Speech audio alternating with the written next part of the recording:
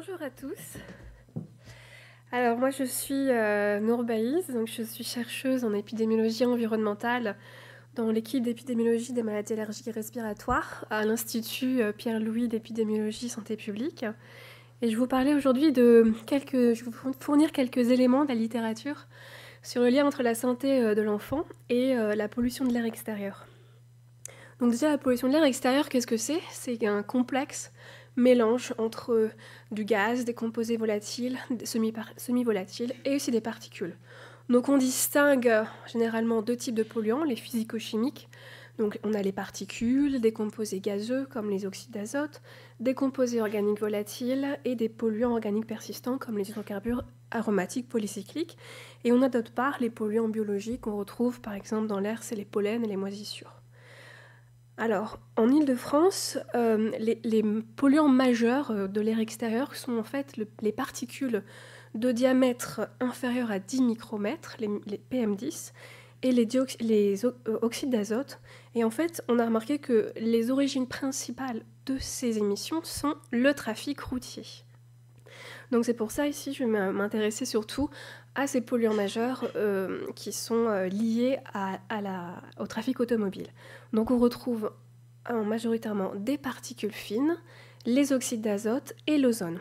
Alors il faut savoir que les véhicules diesel émettent 30 à 100 fois plus de particules que les véhicules à essence.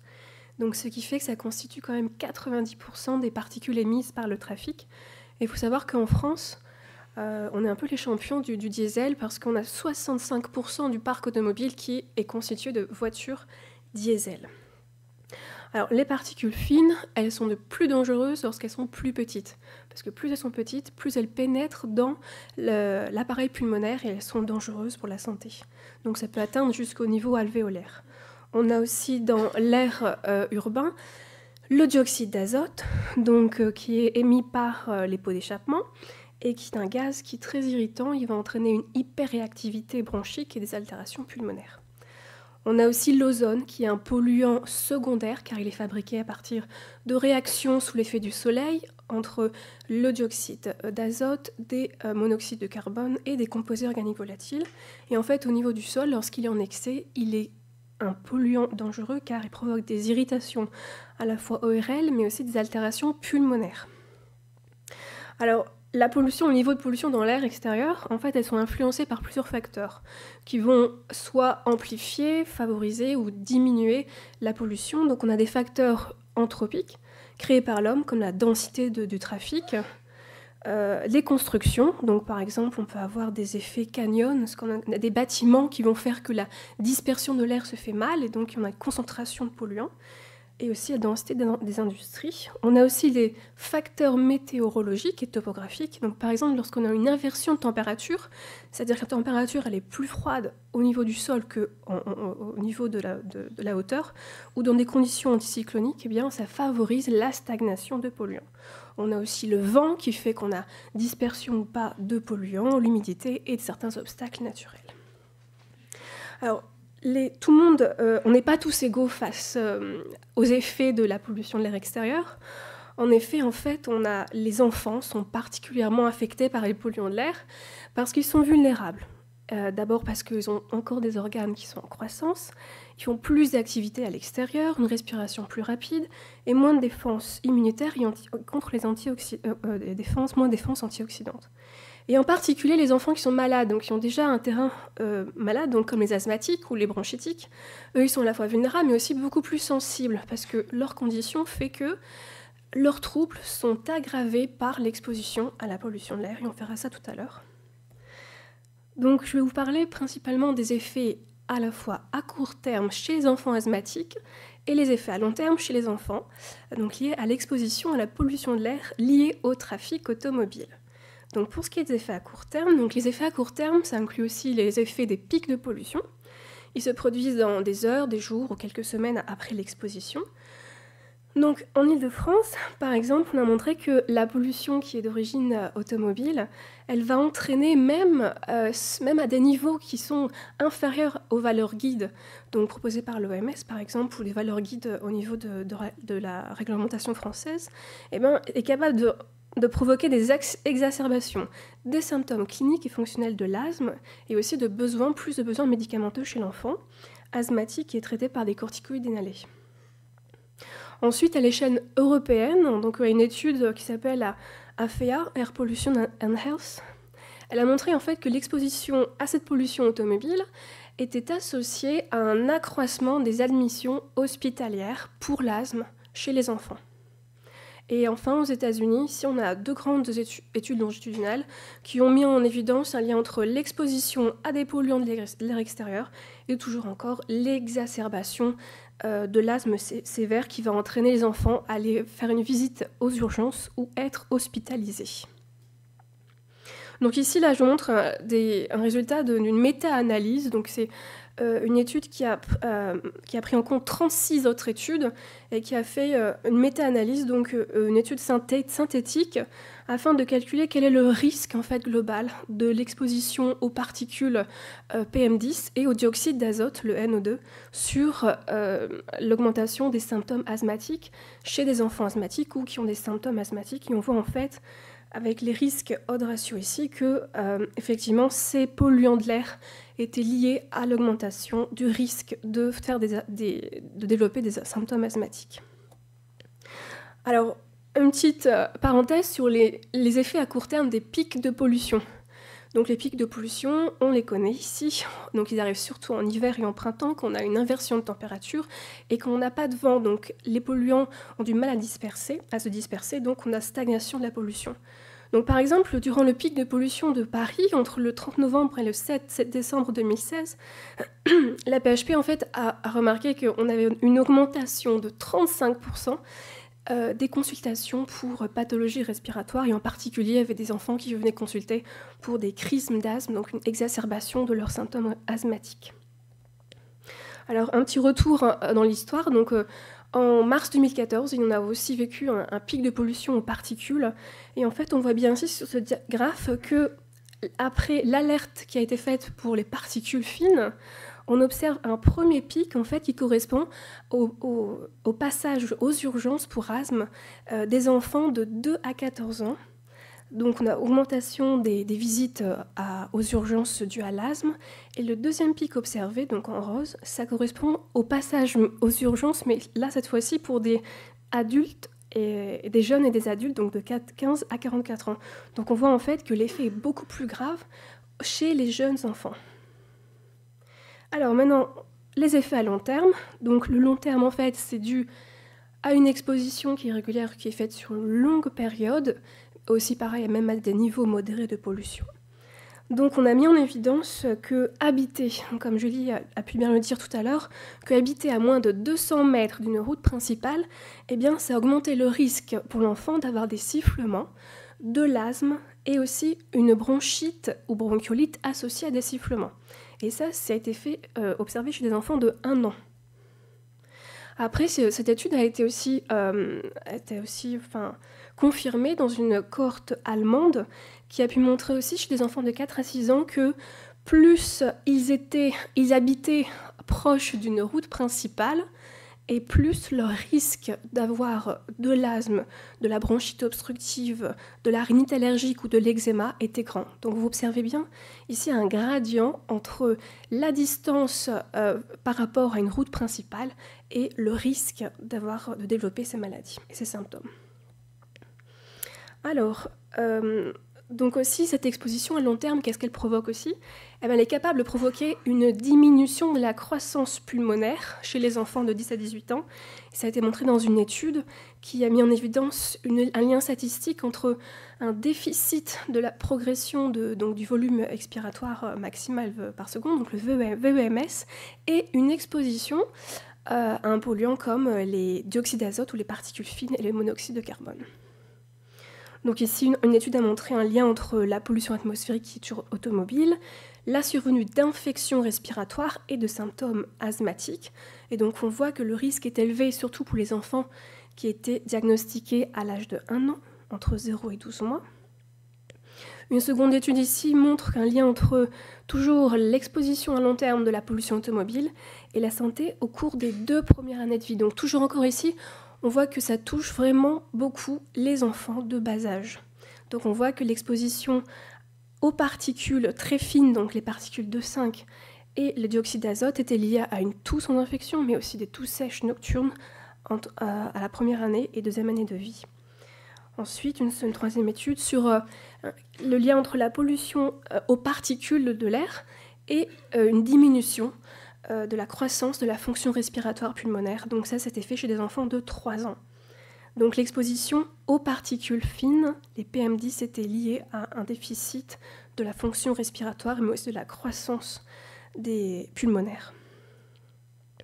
Donc ici, c'est donc une étude de mon équipe, on a pu mettre en évidence un lien entre aussi l'exposition ambiante atmosphérique et le risque d'asthme et d'allergie chez des enfants qui sont ici scolarisés. Et en fait, on voyait que vivre dans des conditions d'exposition à long terme, et qui n'étaient même pas élevées, qui étaient modérées, ça provoquait quand même l'augmentation de la prévalence respiratoire et des indicateurs atopiques comme l'allergie, la rhinite allergique et l'eczéma. Et enfin, une étude a mis en évidence ici l'impact, donc toujours à long terme, prolongé de la pollution atmosphérique et l'asthme et les rhinites. Et donc ça, c'était lié à l'exposition à l'ozone. Donc voilà, comme on a vu avec tous ces articles, ces études, c'est que la pollution de l'air extérieur a vraiment un impact sur la santé respiratoire, mais aussi allergique des enfants, et en particulier, elle touche les enfants de bas âge. Alors, le rôle du médecin généraliste dans la prévention vis-à-vis de la pollution extérieure est importante, car le médecin généraliste a un rôle d'information et d'éducation pour les parents. Donc il pourrait pour lui expliquer en fait comment diminuer ou prévenir l'exposition de leur enfant à des facteurs de risque environnementaux, y compris le tabagisme parental, qui est une exposition très très importante, mais à la fois à l'intérieur de la maison, mais aussi à l'extérieur. Le médecin a aussi un rôle dans l'information, le rappel sur les recommandations qu'il faut suivre lors des épisodes de pollution. Donc quand on a des pics de pollution, toujours rappeler les parents sur les méthodes, ce qu'il faut suivre, surtout s'ils ont des enfants qui sont asthmatiques. Et enfin, un rôle dans l'information sur tout ce qui est les aspects cliniques, bien sûr, liés à leur maladie, donc leur rappeler la bonne utilisation des médicaments, des appareils de mesure qu'ils utilisent, etc. Donc, comme je disais, il y a une recommandation particulière à faire pour les enfants qui sont asthmatiques ou qui ont des conditions respiratoires déjà. Il faut les informer sur le risque accru du cumul des facteurs. Donc, c'est par exemple lorsque l'enfant fait une activité physique durant des pics de pollution, bien sûr, à proscrire, ou bien si des activités physiques lorsqu'il est en saison pollinique, parce qu'on sait que le pollen, c'est un facteur aggravant de l'asthme, par exemple, ou s'il a aussi une infection aiguë virale. Encore une recommandation importante pour ces enfants sur la nécessité de bien prendre son traitement de manière régulière. Et puis aussi, là, dernièrement, donc on a quelques études qui ont montré que la prise d'antioxydants, donc ça peut être bien passé dans l'alimentation par la prise de fruits, de légumes régulières, mais la prise donc, qui sont riches en antioxydants était capable en fait de protéger, ou bien au moins de diminuer les exacerbations de l'asthme qui étaient induites par des polluants de l'air, comme par exemple l'ozone, et qui notamment en fait, l'ozone qui en fait produit surtout pendant une période chaude, parce qu'on sait qu'il est transformé sous l'effet du soleil. Donc voilà, c'est des conseils, mais qui peuvent être proposés aux enfants, et en particulier à ceux qui sont déjà malades. Je vous remercie.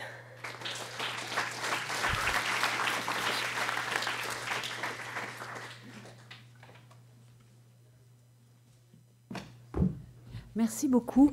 Comme nos intervenantes ont parfaitement respecté leur timing, si vous voulez, on va se donner quelques minutes de questions. Vous pouvez, ceux qui veulent poser des questions, vous pouvez venir vers les micros qui sont dans l'allée du milieu. Et puis après ça, on poursuivra sur les deux autres interventions qui concernent, comme je vous l'ai dit, les inégalités sociales de santé et les problèmes environnementaux pour l'enfant et d'autre part, les problèmes de santé respiratoire de l'enfant et problématiques de pollution de l'air intérieur. Donc, pas de question ? Si, une question, je vous en prie. En fait, c'est plutôt une remarque que je voulais partager avec mes confrères. Je m'appelle Malika Karat, je suis médecin généraliste en Seine-et-Marne. J'ai été amenée à voir il y a 2 semaines une petite de 3 ans qui en est à sa 3e pneumonie en l'espace de 4 mois. Et j'ai posé la question à la maman, est-ce qu'il y a des fumeurs autour d'elle? Oui, le papa fume, mais pas en sa présence, enfin pas à la maison. Ah, mais bon, quand même, dans d'autres circonstances, oui, quand il conduit, il fume. Donc la gamine, elle est derrière, et le papa fume. Moi, je trouve qu'en France, nous sommes incroyablement indisciplinés et égoïstes, parce que nos enfants sont constamment exposés au tabagisme, mais constamment. Et c'est pas que, je ne parle pas que des enfants de parents fumeurs. C'est-à-dire que moi, quand j'accompagne mon enfant à l'école, mon enfant est exposé à la fumée parce qu'il y a un parent qui tient de la main gauche son enfant et qui fume avec la main droite. Quand son père va le récupérer et qui prend le RER, sur les quais, tout le monde fume. Et donc, c'est une question, je pense, qu'on doit systématiquement du coup poser aux parents qui consultent chez nous pour les sensibiliser au maximum. Parce que si on ne leur pose pas la question et si on ne les sensibilise pas, je pense qu'on a une relation quand même privilégiée avec eux. Et voilà, c'était juste pour... Merci. Donc, votre proposition, c'est effectivement une question systématique, mais vous n'aviez pas d'autres questions à poser aux experts spécifiquement. Merci. Y a-t-il des questions à poser aux experts ou nous continuons la séance et ensuite, je pense qu'il y en aura d'autres. Bon. Si. Mais il n'y a pas de micro portable, alors il faut... Enfin, où on peut porter celui-ci.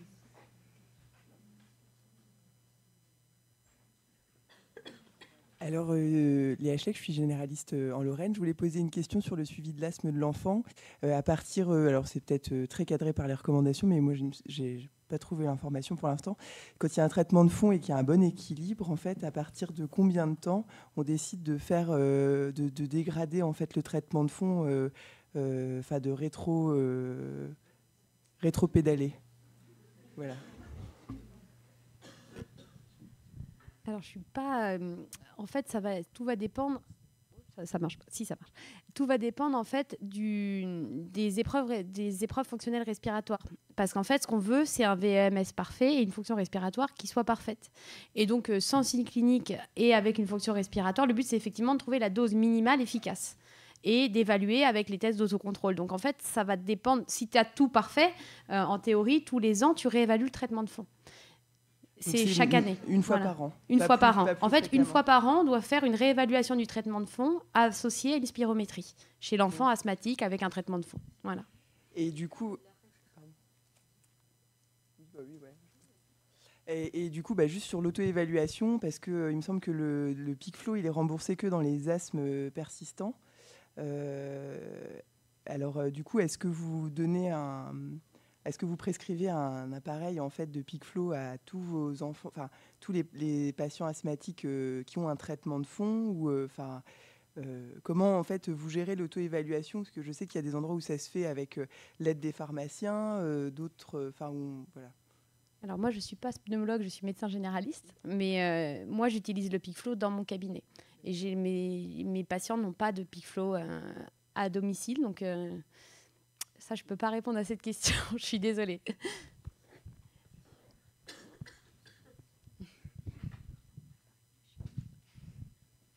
Bonjour, je suis médecin généraliste. Moi, ma question, c'est sur la vitamine C et E. J'étais très étonnée. Et puis peut-être ça va faire le lien avec l'intervention du docteur Chavannes, parce que les vitamines C et E, sauf erreur de ma part, ne sont pas remboursées. Donc, si c'est vraiment des traitements efficaces, c'est-à-dire susceptibles de diminuer la fréquence des crises d'asthme, là, vous mettez le doigt sur un gros problème, me semble-t-il. Oui.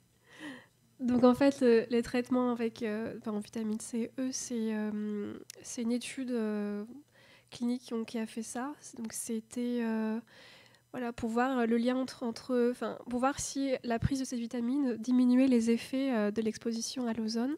Et en fait, ils ont montré qu'il y avait une diminution des exacerbations. Donc c'est toujours pour l'instant au niveau de la recherche. Mais après, bien sûr, il y a toujours possibilité de recommander de manger des fruits et des légumes, puis des fruits qui contiennent ces vitamines.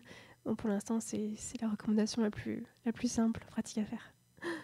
Voilà. Parce qu'en tout cas, ça contient des antioxydants et on sait que les polluants de l'air extérieur, par exemple, comme les particules ou le dioxyde d'azote, ont un rôle dans l'augmentation du stress oxydatif et qui va provoquer l'exacerbation de l'asthme et d'autres pathologies. Donc ça serait pour un peu inhiber ces effets délétères. Voilà. Merci beaucoup pour votre réponse. Docteur Chavannes, est-ce que vous voulez venir ?